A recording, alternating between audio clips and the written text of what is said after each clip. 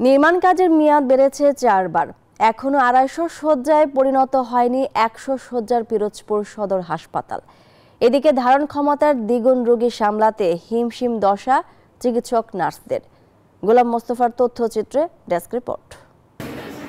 আধুনিক সেবা নিশ্চিত করা এবং রোগীর চাপ সামলাতে 2017 সালে 100 শয্যার পিরোজপুর সদর হাসপাতাল 250 শয্যায় পরিণত করার ঘোষণা দেয়া হয়। টেন্ডারের পরই শুরু হয় 8তলা ভবনের নির্মাণ কাজ।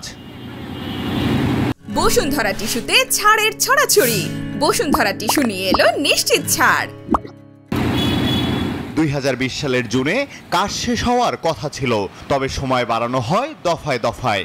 এলাকাবাসীর অভিযোগ, ঠিকাদারি প্রতিষ্ঠান আর সিভিল সার্জন কার্যালয়ের মধ্যে দ্বন্দ্বে এখনো শেষ হয়নি ভবন নির্মাণ। পোহাতে হচ্ছে ভোগান্তি।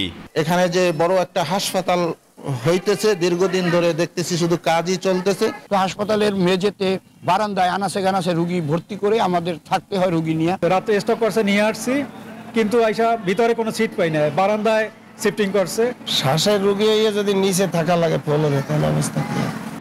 ঠিকাদারি প্রতিষ্ঠান বলছে তাদের অংশের কাজ শেষ, বাকিটুকুর দায়িত্ব তাদের নয়। আর কর্তৃপক্ষ বলছে লিফটের দাম বাড়ায় টেন্ডার দিতে হবে আবারও।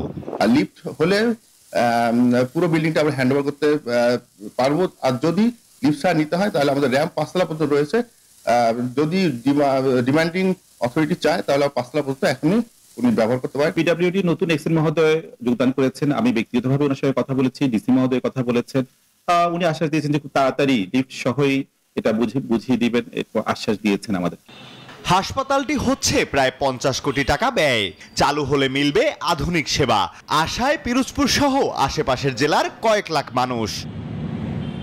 Desk report, news 24।